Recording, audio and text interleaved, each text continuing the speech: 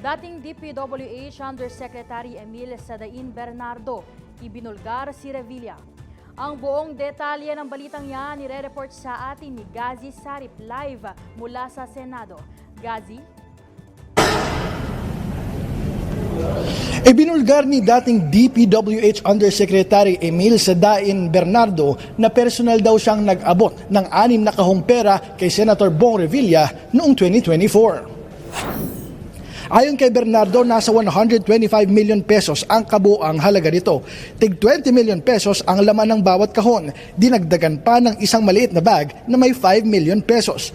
Kwento pa niya, nangyari daw ito third quarter ng 2024 matapos magpatawag ng meeting si Revilla para humingi ng listahan ng mga proyektong posibleng ponduhan upang palabasin na pagtulong ito sa national campaign.